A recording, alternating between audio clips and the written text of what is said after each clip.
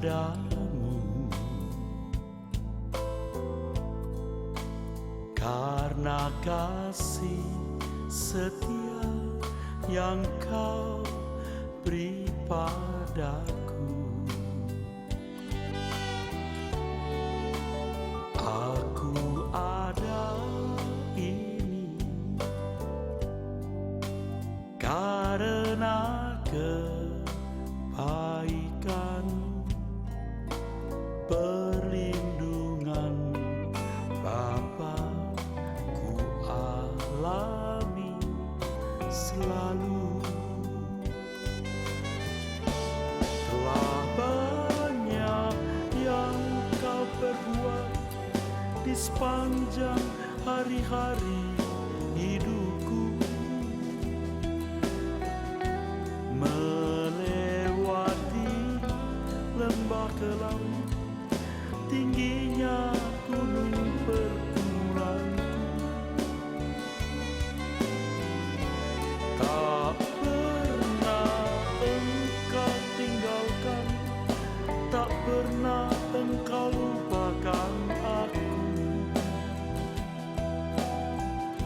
Sampai ku masuk rumahmu, kau tetap setia pegang tanganku.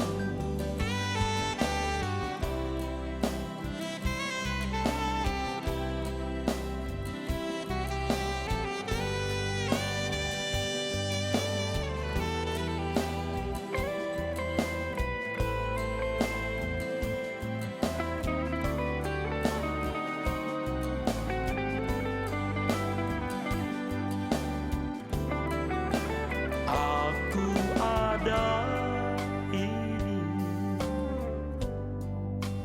karena kebaikan-Mu, perlindungan Bapa ku alami selalu.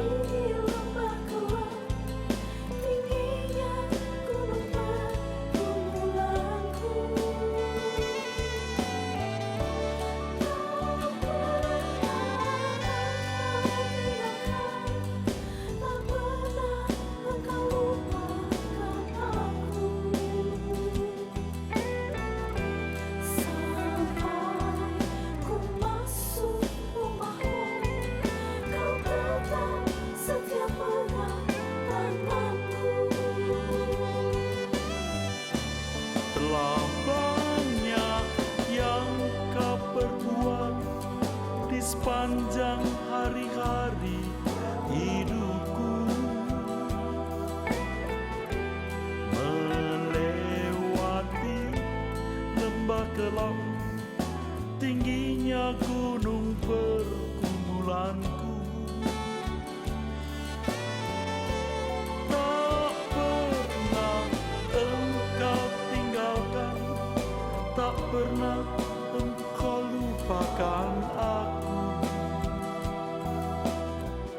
Sampai ku masuk rumahmu, kau tetap setia pegang tanganku. Sampai ku masuk rumahmu, kau tetap setia pegang tanganku.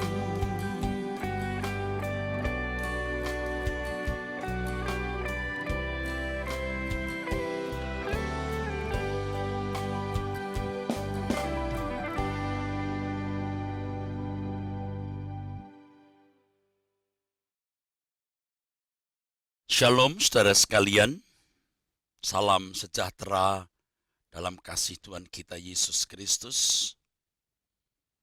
Kita kembali jumpa dalam program Suara Kebenaran, yang melalui program ini kami berharap, kami berdoa, saudara-saudara sekalian mendapat sesuatu yang mengubah hidup saudara.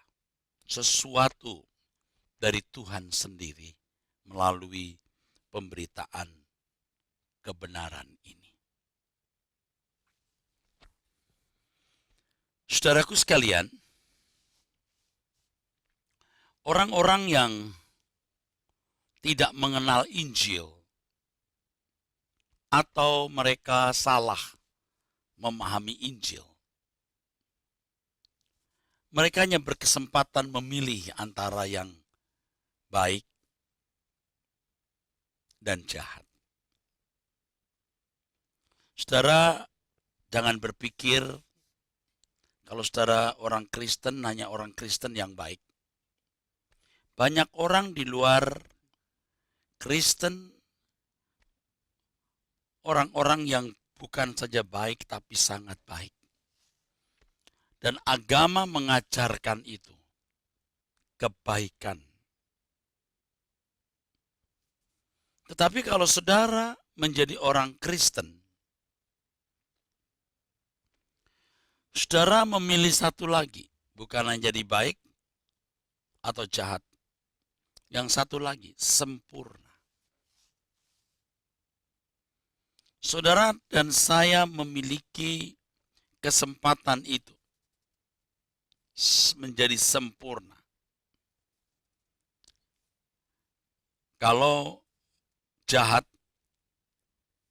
jelas kita tidak memilih. Karena tidak ada orang jahat yang masuk surga.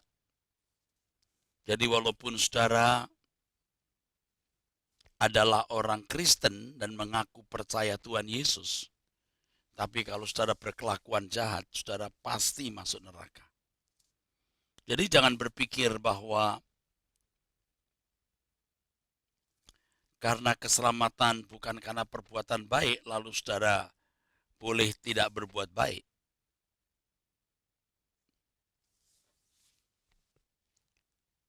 Ada orang-orang Kristen yang tidak memperhatikan hal ini. Dia merasa bahwa dirinya sudah selamat dan sekali selamat tetap selamat. Ini bodoh sekali, saudara. Tidak ada orang yang jahat masuk surga, itu tidak ada. Kalau saudara di perusahaan masih tidak jujur, ya, korupsi uang perusahaan.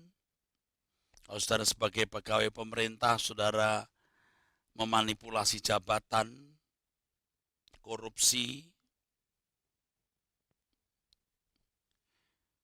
tidak setia kepada pasangan hidupmu,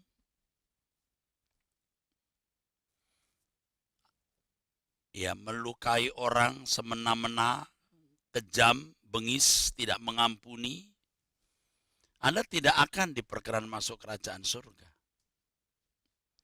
Anda tidak punya bagian dalam kerajaan surga. Ya. Kita bukan hanya dipanggil menjadi orang baik. Agama-agama pada umumnya mengajarkan kebaikan. Kebaikan yang berlandaskan hukum. Tetapi orang percaya dipanggil untuk memiliki kesempurnaan. Memiliki karakter Tuhan. Karakter Allah. Karakter Tuhan Yesus Kristus. Itulah sebabnya mengapa orang yang percaya kepada Tuhan Yesus disebut Kristen. Artinya seperti Kristus. Jadi kalau kita mengaku Kristen tetapi kelakuan kita tidak seperti Tuhan Yesus, berarti palsu. Kristen palsu, Kristen gadungan. Mungkin saudara berkata, Pak, gimana kalau sebagai orang Kristen saya gagal menjadi sempurna? Ya, belum tentu masuk neraka, saudara. Loh, kok begitu? Ya. Kalau Anda tidak sempurna, tapi Anda masih dalam ukuran tataran baik. Baik artinya saudara memperdulikan sesama, ya. Apa yang saudara lakukan untuk orang lain yang membutuhkan pertolongan, itu perbuatan yang diklasifikasikan untuk Tuhan sendiri. Nah, orang-orang seperti ini akan masuk dunia yang akan datang sebagai anggota masyarakat. Tetapi orang percaya dipanggil bukan hanya menjadi orang baik, tetapi menjadi sempurna. Orang-orang yang dalam proses kesempurnaan harus rela menyerahkan apapun yang dia miliki untuk kepentingan kerajaan Allah.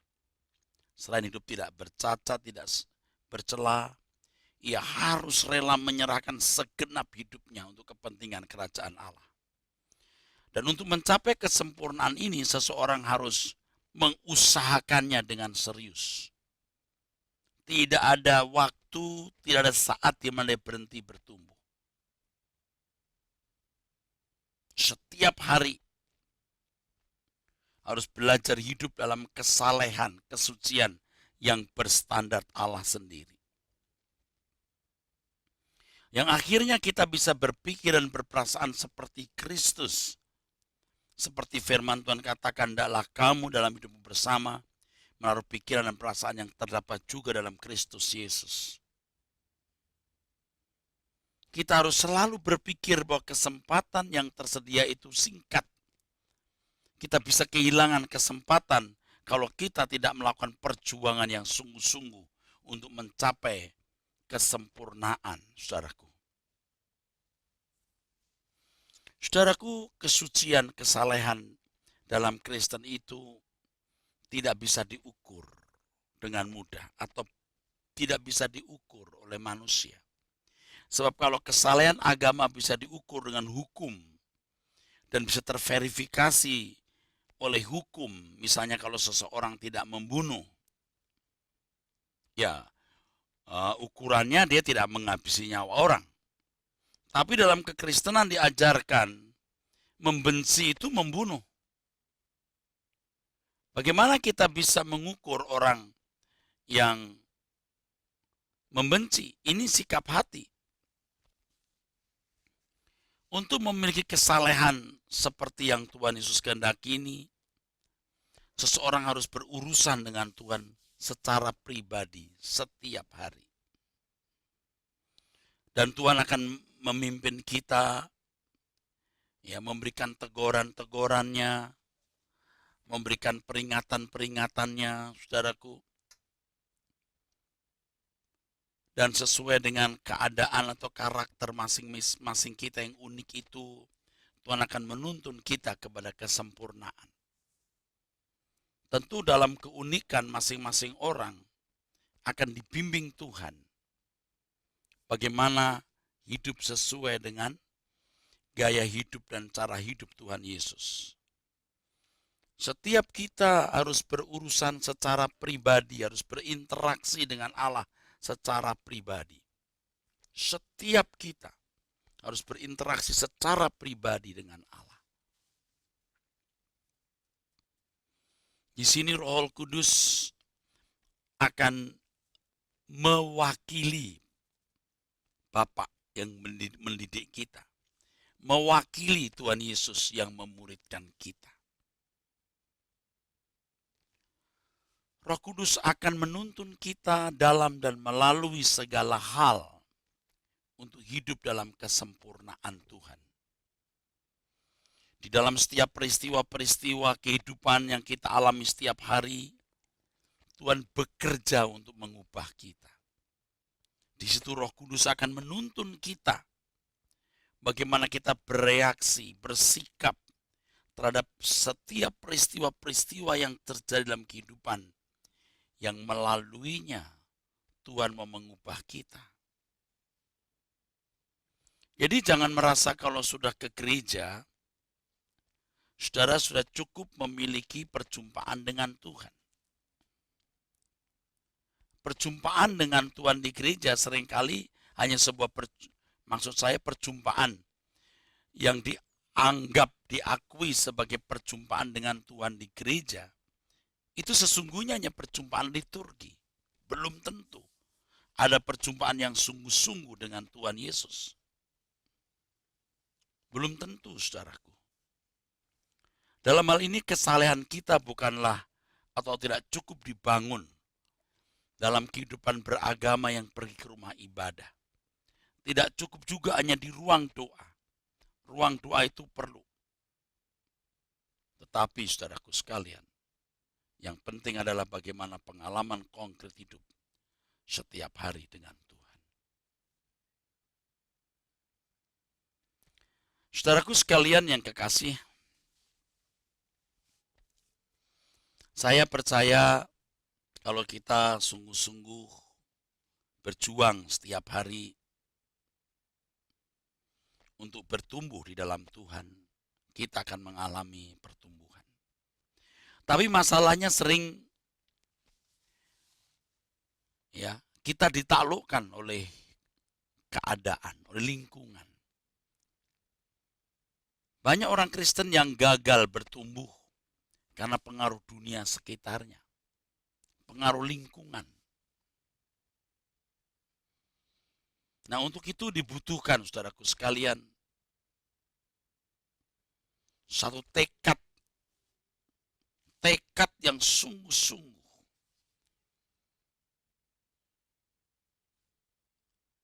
Tekad yang sungguh-sungguh kuat.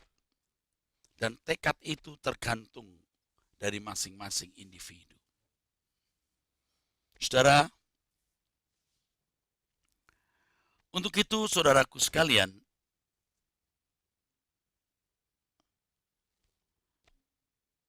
supaya bisa bertumbuh di dalam Tuhan, seseorang harus memiliki integritas. Saudaraku sekalian, untuk memiliki sebuah kehidupan Kristen yang bertumbuh dan orang konsisten memberi diri dibentuk Tuhan, dibutuhkan integritas. Integritas berasal dari bahasa Latin integer, yang dalam arti sempitnya adalah utuh atau lengkap.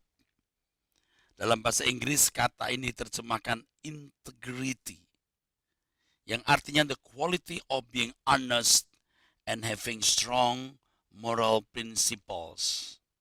Moral uprightness, the state of being whole and undivided. Jadi seorang yang memiliki kejujuran, yang memiliki prinsip yang kuat dalam moralnya, moral yang tinggi, keadaan dalam keseluruhan utuh tak terbagi. Dalam banyak buku dan risalah, kata integritas mendapat beragam pengertian. Tetapi pada dasarnya saudara sekalian, intinya integritas hendak menunjuk keutuhan dan konsistensi sikap dalam melakukan tindakan yang sesuai dengan prinsip-prinsip kebenaran. Dalam integritas terkandung makna keteguhan hati. Keteguhan hati yang tidak tergoyahkan untuk hidup sesuai dengan kebenaran yang diyakini. Keteguhan untuk hidup sesuai dengan kebenaran yang diyakini dalam perilaku konkret. Jadi bukan hanya dalam perkataan atau semacam retorika, tapi dalam tindakan konkret. Jadi integritas adalah satunya perkataan dan perbuatan. Satunya perkataan dan perbuatan. Apa yang dikatakan, itulah kehidupannya setiap hari. Dengan demikian sebenarnya integritas adalah peta dari kehidupan individu. Integrity is who you are. Integrity is who you are. Di dalam kekristenan, integritas ini berhubungan dengan kekudusan. Jadi pembahasan mengenai kekudusan sangat penting dalam hidup kekristenan. Sebab hal ini merupakan bagian dari pokok pengajaran keselamatan. Banyak bagian dalam Alkitab yang memunculkan hal ini. Setiap kali berbicara mengenai keselamatan, tidak bisa tidak. Hal kekudusan ini pasti juga dibicarakan. Kesalahan memahami hal ini akan berpengaruh terhadap pengertian mengenai keselamatan, saudaraku. Apa sebenarnya kekudusan itu? Dalam bahasa Ibrani, kita menemukan kata hadas, yang kata sifatnya hados. Kata hados itu sendiri dari pengertian etimologinya berarti dipisahkan dari yang lain untuk digunakan. Biasanya kata hados ini digunakan dalam wilayah ibadah kepada Yahweh atau berkenaan dengan pengampunan yang diberikan Allah kepada umat Israel. Selain itu juga saudara-saudara sekalian, dalam perjanjian lama kita menemukan adanya benda-benda yang dikuduskan. Ya, dikaitkan dengan benda-benda yang dikuduskan atau dipisahkan untuk dipakai dalam ritual atau seremonial di bait Allah. Bila kata dikuduskan dikaitkan dengan manusia, maka kata ini menunjuk kepada umat yang dilayakkan menghadap Tuhan, umat yang dilayakkan untuk dipakai Tuhan sebagai pelayan kepada Allah. Kalau dalam umat Israel ini imam, ya kalau imam keturunan Harun menjadi seorang yang harus bekerja melayani Allah di bait Allah. Biasanya dari suku Lewi mereka harus dikuduskan, dihadoskan, artinya dipisahkan dari yang lain untuk digunakan. Kata pengudusan ini juga dipakai untuk umat yang menerima pengampunan dosa, agar umat dilayakkan untuk tetap menjadi umat Allah yang didampingi, yang disertai oleh Allah. Dalam bahasa Yunani, kata kudus ini atau dikuduskan hagiaso atau hagiasmos yang berarti menguduskan. Kata sifatnya adalah hagios. Selain kata hagios, kita menemukan kata yang lain, yaitu kata roy, yang berarti suci atau clean. Kata ini, saudaraku sekalian, mengandung pengertian free from impure at make sure, without blemish, spotless. Saudaraku, bebas dari campuran, tidak bernoda. Itu maksud hagios. Hagios ini kata yang penting dalam hidup Kristen. Sebab hagios bicara mengenai eksistensi Allah yang juga harus dikenakan dalam kehidupan orang percaya. Supaya orang percaya memiliki kehidupan yang berbeda dengan orang yang tidak percaya. Tadi kita sempat singgung kata yang lain, kata roh yang lebih menunjuk kepada keadaan hati yang tidak tercemari oleh pengaruh dunia sekitar. Hagios yang sejajar dengan kata hiros, hosios, dan hagnos. Ini semua menunjuk kepada keadaan seseorang yang agung, yang luar biasa, seperti Allah di dalam karakter mental dan moralnya. Jadi saudara-saudaraku, kalau kita menjadi orang percaya, kita bukan hanya memiliki pilihan jadi baik atau mau menjadi jahat, tapi juga pilihan menjadi sempurna. Dari kata-kata suci, ya, yang tadi kita pelajari dari etimologinya, jelas semua menunjuk bahwa kata suci mengandung makna dipisahkan dari yang lain untuk digunakan Allah. Kata suci berkaitan dengan keadaan individu yang seperti Allah sendiri dalam moral karakternya. Selama ini bicara soal kekudusan, banyak orang berpikir bahwa kudus itu seperti satu wilayah yang dibersihkan, saudaraku. Ya. Tapi sebenarnya kesucian bicara soal bagaimana seseorang memiliki status yang baru, berkeadaan yang baru. Dari status pemberontak menjadi seorang yang berstatus anak Allah. Jadi jangan berpikir suci itu dari satu keadaan bidang yang kotor lalu dibersihkan dengan deterjen. Itu pengertian yang tidak tepat. Dikuduskan artinya seseorang, saudaraku, dari keadaan seseorang yang berstatus pemberontak. Karena dosa Adam, sekarang oleh korban Tuhan Yesus dipindahkan statusnya sebagai bukan pemberontak. Ini dikuduskan. Tetapi ini baru dari satu aspek. Dan banyak orang Kristen sudah puas sampai aspek ini. Aspek yang kedua adalah bagaimana dia sungguh-sungguh berkeadaan sebagai seperti Allah. Hagios. Kados. Nah, ini dibutuhkan perjuangan. Tidak bisa tidak. Dibutuhkan perjuangan, saudara.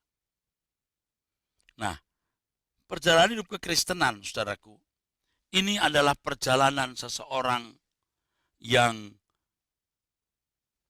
memilih kesempurnaan, memilih kesucian seperti Allah sendiri. Jadi kalau Anda menjadi Kristen hanya supaya menjadi baik,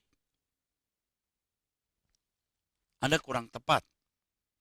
Apalagi menjadi Kristen hanya supaya rezeki lancar, enteng jodoh, diberkati Tuhan. Waduh, itu jahat. Karena itu nanti akhirnya berujung pada manipulasi, memanfaatkan Tuhan. Bukan kita yang mengabdi kepada Tuhan, Tuhan yang kita suruh mengabdi kepada kita. Dan banyak itu, saudaraku, sikap hidup orang Kristen yang bodoh seperti itu. Ia memanggil kita supaya kita hidup tidak bercacat, tidak bercela. Atau pilihan yang menunjuk kepada kesempurnaan, saudara. Untuk itu kita harus punya integritas. Tak tergoyahkan, bulat utuh. Tetap memilih untuk hidup tidak bercacat, tidak bercela. Bukan hanya puas sampai dikuduskan oleh darah Tuhan Yesus dengan status sebagai orang yang tidak memberontak, tapi juga menjadi orang-orang yang berkeadaan seperti Allah dengan moral seperti Tuhan sendiri, di mana kita hidup hanya untuk mengabdi dan melayani Tuhan. Kalau saya ditanya, Pak, bagaimana pelayanan yang sesungguhnya? Pelayanan kepada Tuhan yang sesungguhnya hanya satu, menyenangkan, memuaskan hati Tuhan. Masih panjang, saudara, perjalanan hidup kita, masih panjang. Saya berharap dengan pemberitaan firman Tuhan ini, pikiran Anda diubahkan oleh Tuhan dan memahami apa itu kekudusan sesungguhnya dan bagaimana mencapai kekudusan itu. Dan biarlah hidup kita dipenuhi dengan perjuangan untuk menjadi sempurna seperti Tuhan Yesus. Roh Kudus akan menolong kita, saudaraku, untuk menjadi seorang yang tidak bercacat, tidak bercela. Roh Kudus akan menuntun kita kepada segala kebenaran, sehingga kita menjadi semakin serupa dengan Tuhan Yesus.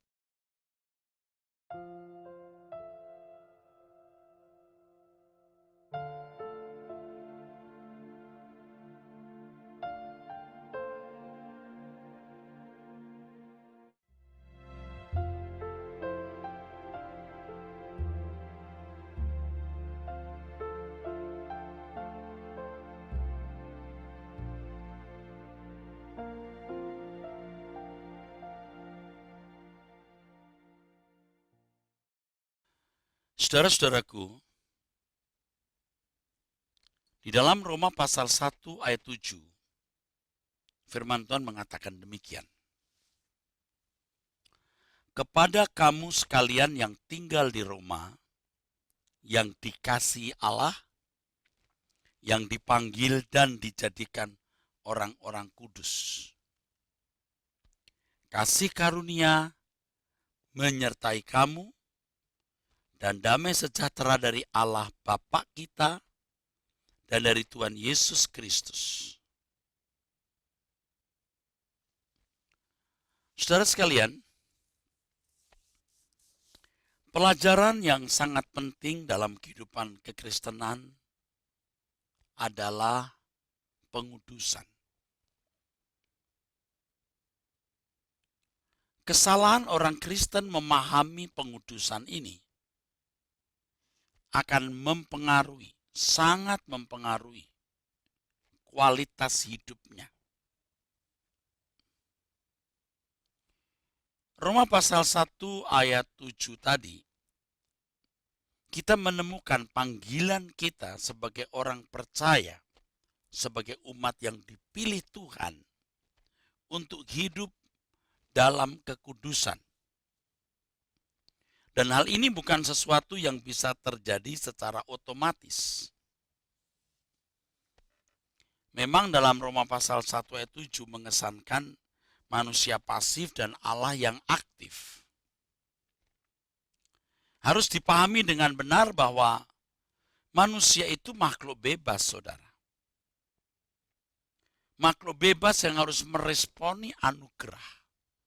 Manusia bukanlah robot yang diatur oleh remote control, yang keadaannya ditentukan oleh faktor-faktor di luar diri manusia itu. Ya, manusia bukanlah makhluk yang keadaannya telah ditakdirkan atau ditentukan sebelumnya. Berbicara mengenai takdir, saudara harus mengerti bahwa pengajaran takdir atau yang sejenisnya itu pengajaran yang bertentangan dengan Alkitab. Itu serapan dari ajaran di luar Alkitab. Di seluruh Alkitab terdapat banyak ayat yang memuat panggilan untuk meresponi anugerah. Manusia harus meresponi anugerah. Keselamatan diberikan, manusia harus mengerjakan keselamatan.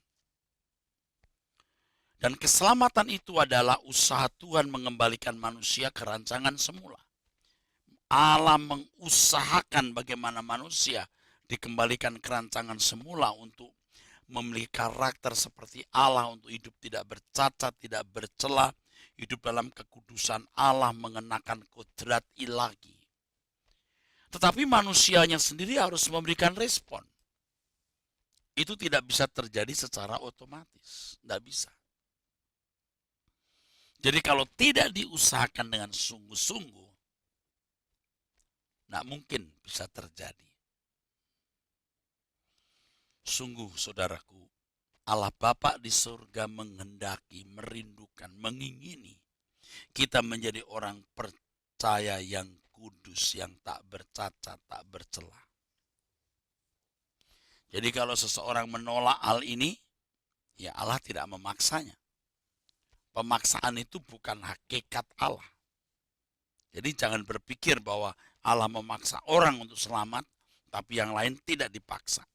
Wah, itu menciderai Allah yang kudus dan agung. Dari hal ini kita melihat fakta ada orang-orang yang memang memberi diri untuk bertobat dengan sungguh-sungguh. Tapi juga ada orang-orang yang menolak bertobat. Jadi orang percaya yang menang atau kalah tergantung orang percaya itu. Jadi jangan berpikir ada orang-orang yang dibuat Tuhan menang, artinya bertobat dan bisa menjadi orang kudus. Ada orang yang tidak dibuat menang, artinya tidak dibuat oleh Tuhan menjadi kudus dan berkenan di hadapan Allah. Saudaraku sekalian, dikuduskan itu bukan seperti satu bidang yang kotor lalu dibersihkan dengan deterjen atau disapu, saudaraku, atau dilap. Tetapi yang namanya dikuduskan itu, saudaraku, harus dipahami dengan benar. Kalau orang berkata kuduskan hatiku, sebelah mana nih yang dikuduskan? Liver saudara. Di liver itu nggak ada unsur-unsur dosa, yang ada fatty liver, lemak saudara. Jadi sebenarnya pengudusan itu tindakan Allah yang oleh korban Tuhan Yesus menempatkan manusia pada status baru. Dulu status pemberontak, sekarang status bukan pemberontak. Dulu berkedudukan sebagai manusia berdosa, sekarang sebagai manusia yang dianggap telah diampuni. Tetapi bagaimana keadaan orang itu berikut, ya tergantung orang tersebut, saudaraku sekalian. Manusia telah berdosa, berarti berkedudukan sebagai pendosa yang tidak berkenan kepada Allah sesuai dengan standar kesucian Allah. Sekarang dengan status ini, manusia diberi kemungkinan untuk menjadi anak-anak Allah yang berkeadaan seperti Allah Bapa. Kalau dulu tertutup kemungkinan untuk menjadi anak-anak Allah, tapi sekarang terbuka kemungkinan itu.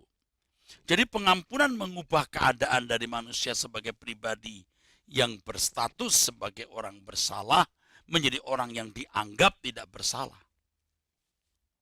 Proses ini sebenarnya paralel dengan penebusan. Ditebus berarti dibeli untuk memindahkan status dari status budak menjadi orang merdeka. Ditebus berarti dipindahkan dari status pemberontak ke status yang baru. Nah, status ini menempatkan manusia menjadi milik Tuhan, saudara. Menjadi milik Tuhan. Kalau budak dulu dimiliki oleh seorang majikan, dimerdekakan dari majikan itu. Nah, secara de jure, secara hukum, telah dimiliki oleh majikan yang baru. Tapi secara de facto, secara kenyataan, apakah budak itu mengabdi kepada Tuhan yang baru atau masih suka mengabdi ke Tuhan yang lama, tergantung budak tersebut. Jadi kalau kita ditebus oleh darah Tuhan Yesus Kristus dan berstatus sebagai orang yang tidak bersalah, bukan berarti keadaan kita otomatis berkeadaan baik atau sempurna. Kita harus memiliki perjuangan, saudaraku sekalian, untuk mencapai kesempurnaan di dalam Tuhan itu. Sebab pengudusan oleh darah Yesus tidak membuat orang itu otomatis benar-benar menjadi baik. Pengudusan oleh darah Yesus itu pengudusan secara pasif, yang hanya mengubah status. Sedangkan Tuhan mengendaki kita juga berjuang untuk memiliki keadaan yang benar-benar kudus. Artinya kita tidak berpotensi lagi berbuat dosa. Nah, perjuangan untuk berpotensi tidak berbuat dosa ini dikatakan sebagai pengudusan aktif. Hal pengudusan paralel dengan pembenaran. Kita itu dibenarkan artinya dianggap benar. Tapi jangan hanya puas sampai di level atau keadaan dibenarkan atau dianggap benar. Kita harus benar-benar berkeadaan benar. Dibenarkan secara pasif, kita juga harus masuk dalam proses berjuang untuk benar-benar berkeadaan benar. Ini pembenaran secara aktif. Secara pasif dikerjakan oleh Tuhan Yesus. Tapi kalau mau benar-benar menjadi benar harus dikerjakan oleh orang itu. Orang itu yang harus berjuang untuk benar-benar menjadi benar, saudaraku sekalian. Inilah kehidupan Kristiani yang harus dijalani. Perjuangan yang luar biasa. Tapi disinilah, saudaraku sekalian, keagungan orang percaya. Keagungan orang Kristen. Bukan hanya dikuduskan secara pasif, juga melakukan perjuangan pengudusan secara aktif. Bukan hanya dianggap benar, tapi juga berjuang untuk benar-benar benar, saudaraku. Saudaraku sekalian,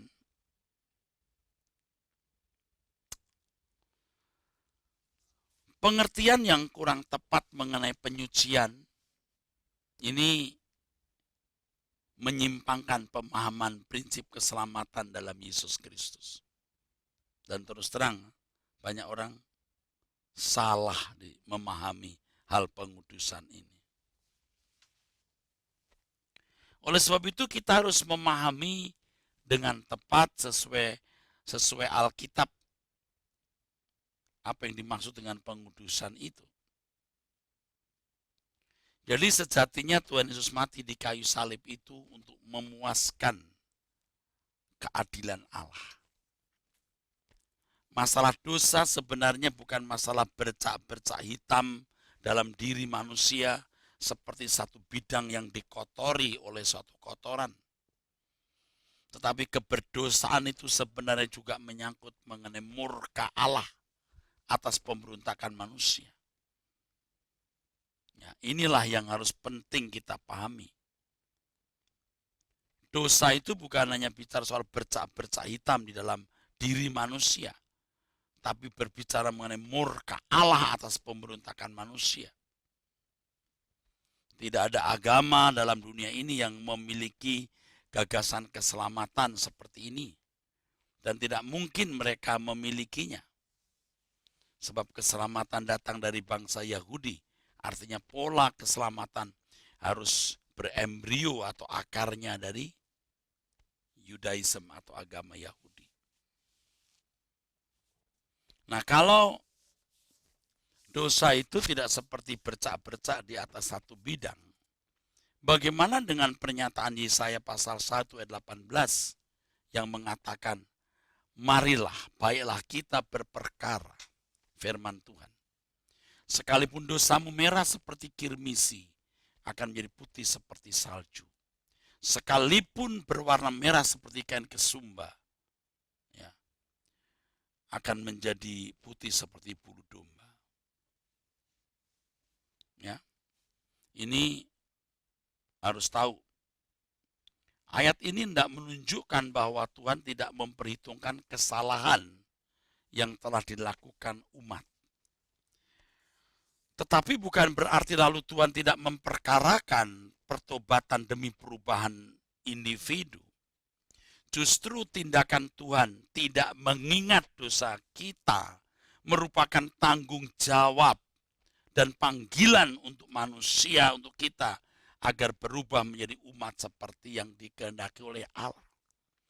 Jadi kalau sejauh timur dari barat Allah menjauhkan dosa kita, Allah melupakan dosa-dosa kita, itu bukan berarti membuat kita lalu menjadi aman dan tenang. Di situ justru ada panggilan supaya kita berkeadaan seperti yang Tuhan inginkan.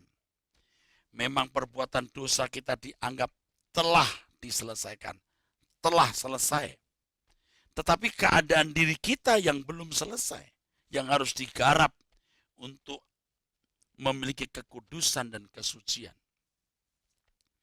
Kalau pengampunan dosa berpusat atau menekankan pada keadaan manusia, yaitu kesalahan yang bercak, seperti bercak-bercak di dalam diri manusia. Ini bukan pengampunan secara teosentris namanya, tapi antroposentris. Saya ulangi, kalau dosa itu dipahami seperti bercak-bercak hitam di dalam diri manusia, itu pengampunan yang bersifat antroposentris, berpusat pada manusia. Pengampunan harus berpusat pada Allah, teosentris. Artinya memfokuskan pada perasaan Allah yang telah dikhianati oleh manusia. Dengan kematian Tuhan Yesus di kayu salib, keadilan Allah dipuaskan. Atau rasa keadilan Allah dipuaskan karena dosa yang dilakukan manusia, ya, telah mendapatkan imbalan. Manusia telah mendapatkan imbalan, hukuman dari kesalahan itu, dan kesalahan itu ditimpakan pada Tuhan Yesus. Jadi kematian Tuhan Yesus itu memuaskan hati Allah, karena rasa keadilan Allah dipuaskan, saudaraku. Telah selesai dosa, dipikul di kayu salib. ganjaran terhadap dosa itu telah dijatuhkan atas diri Tuhan Yesus. Nah, di sini manusia menerima pengudusan, tapi pengudusan pasif. Pengudusan oleh darah Tuhan Yesus atas hidup kita, ya jangan dibayangkan seakan-akan hati kita ada bercak-bercak hitamnya lalu dibersihkan. Bukan begitu. Dan nanti kalau di surga udah bersih dan dicuci, bukan begitu, saudaraku. Tetapi maksudnya adalah kita dikuduskan oleh darah Yesus, status kita diubah. Jangan lupa itu. Lalu kita harus mengalami proses pengudusan secara aktif, di mana kodrat dosa kita atau sinful nature kita diubahkan. Dari kodrat dosa menjadi kodrat ilahi. Dan ini tidak otomatis, saudaraku. Ini sebuah proses yang terus terang ya, berat sekali saudaraku sekalian. Proses yang berat. Tetapi proses itu,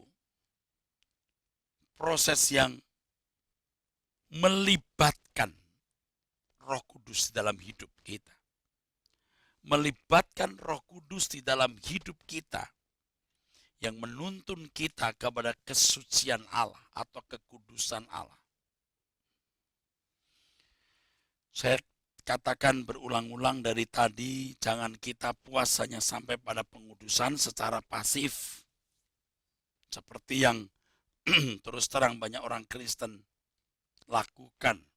Merasa sudah diampuni dosanya, dia membayangkan hatinya seperti sebuah bidang yang bercak-bercak hitam dosa, dicuci oleh darah jadi udah bersih. Lalu sekarang jadi Kristen, ke gereja, nyanyi-nyanyi memuji Tuhan. Tuhan disenangkan dengan nyanyian-nyanyian yang dinyanyikan itu. Tuhan dipuaskan dengan liturgi. Ia tidak mengerti panggilan bahwa dia menjadi Kristen itu, saudaraku, untuk memasuki proses pengudusan secara aktif. Kodrat dosa di dalam diri kita harus diubah menjadi kodrat ilahi. Ya, kodrat ilahi sama dengan mengambil bagian dalam kekudusan Allah. Dengan pengertian ini, maka sebenarnya tidak ada seorang pun kita yang bisa membanggakan diri dan mengatakan, ini semua karena aku. Pengudusan secara pasif hanya oleh darah Tuhan Yesus Kristus. Tidak ada cara lain manusia mengalami pemindahan status. Tidak ada cara lain ya dosa-dosa manusia dapat diselesaikan kecuali darah Yesus. Darah domba tidak bisa menyucikan. Darah binatang tidak bisa menguduskan. Yang bisa menguduskan itu darah Yesus, saudara. Ini anugerah. Nah, kalau kemudian manusia, maksud saya orang percaya, memasuki proses dikuduskan secara aktif, ia pun tidak bisa melakukannya tanpa Roh Kudus yang menuntun. Ia juga tidak bisa berbuat apa-apa tanpa firman yang dipahami oleh tuntunan Roh Kudus. Tanpa tuntunan Roh Kudus, seseorang tidak akan bisa mengerti firman dengan benar. Jadi naif sekali kalau ada orang yang tidak mengenal Alkitab, mencoba menyoroti mengenai Alkitab, mengenai Tuhan Yesus, mengenai Allah Bapa dari perspektifnya. Tidak bisa. Harus Roh Kudus yang tuntun orang itu. Inilah proses penyucian itu, saudaraku. Sampai orang menjadi sempurna seperti Bapa. Saudaraku sekalian yang kekasih, gereja Tuhan bertanggung jawab untuk itu. Dulu ketika saya belum memahami kebenaran sekuat hari ini, walaupun saya sudah selesai kuliah, menyelesaikan strata 1, strata 2, bahkan strata 3. Saya berjuang bagaimana jumlah jemaat bertambah, bukan hanya stabil tapi bertambah. Bagaimana memiliki gedung gereja yang besar, aset gereja yang cukup. Saya tenggelam dalam kegiatan pelayanan yang tidak terfokus. Orang-orang tidak tahu, jemaat pun tidak tahu. Tapi setelah saya mengerti, saudaraku, ya tentu saya sangat menyesal. Sekarang saya harus menuntun jemaat kepada pengudusan secara aktif.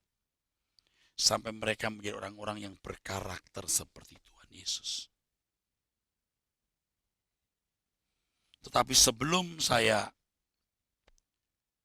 mengajarkan bagaimana menjalani pengudusan secara aktif oleh Roh Kudus supaya orang memiliki karakter Allah, saya sendiri harus mengalami dulu, saudara.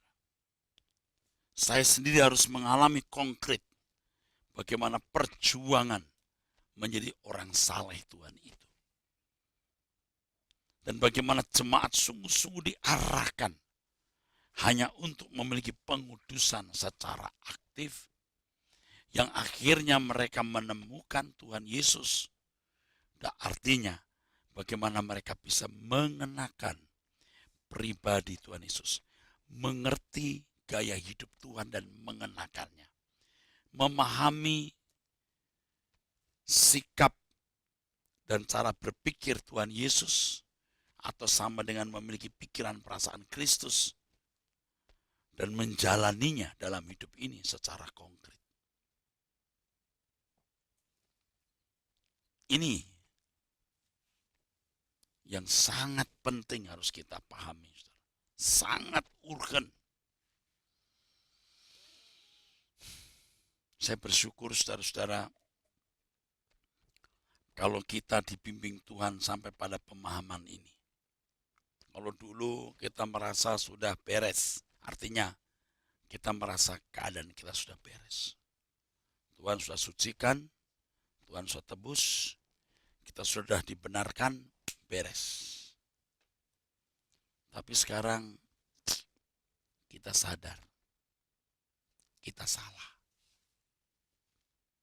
Kita keliru, saudara. Ternyata tidak cukup hanya di pengudusan pasif. Harus ada pengudusan aktif. Yang membawa kita kepada kesucian Allah, kekudusan Allah. Yang akan membuat kita terus bertumbuh mengenakan kodrat ilahi atau mengambil bagian dalam kekudusan Allah. Suatu saat kalau kita menutup mata, kita meninggal dunia, kita akan diterima oleh Allah di kemah abadinya. Kita masuk dalam anggota keluarga kerajaan surga dan menikmati kehidupan yang sesungguhnya yang Allah rancang untuk makhluk manusia, yang sesungguhnya juga adalah anak-anak Allah. Saudara, kebenaran-kebenaran seperti ini harus kita hidupi dalam hidup kita. Dan masih banyak lagi kebenaran-kebenaran seperti ini yang harus dibagikan kepada saudara. Nantikan kami di program Suara Kebenaran di lain kesempatan, saudara. Dan kalau saudara mau mendengarkan firman-firman seperti ini, Anda bisa mendownload di YouTube. Ya. Anda bisa membaca buku-buku dan mendengarkan CD-CD khotbah saya, yang melaluinya saudara akan diubahkan Tuhan secara signifikan. Inilah kerinduan kami, banyak jiwa disempurnakan. Demikianlah saudaraku sekalian program yang memberkati kita ini. Sampai jumpa, Tuhan berkati. Sola Gracia.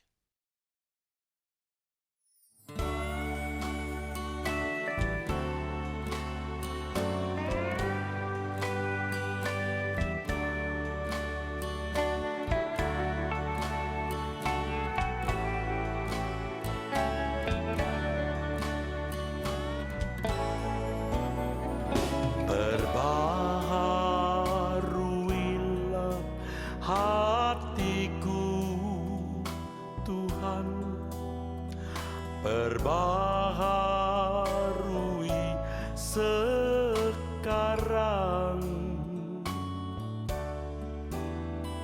agar ku mengerti kehendak Bapa yang baik, berkenan, sempurna.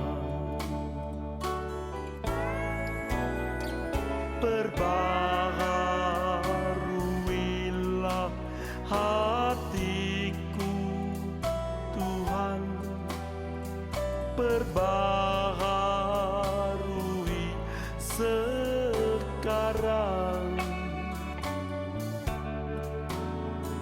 agar ku mengerti kehendak Bapa yang baik, berkenan, sempurna.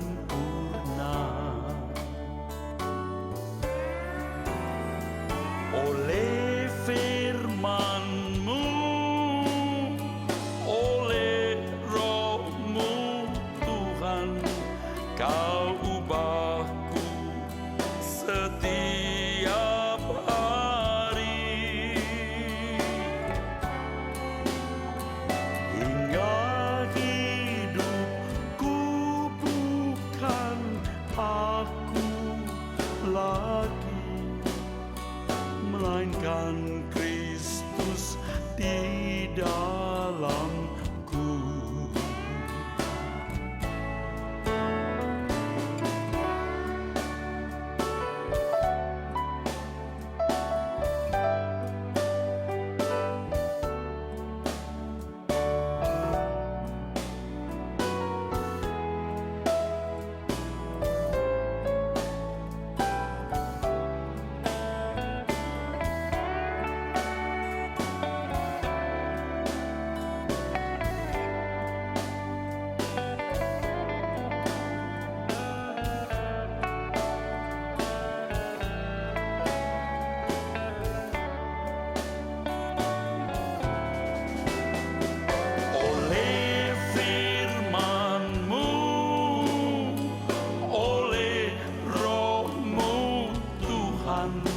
Kau ubahku setiap hari,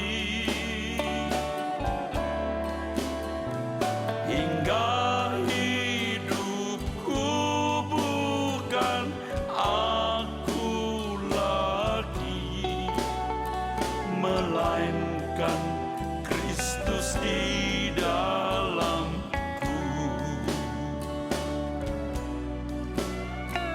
Melainkan Kristus di dalamku.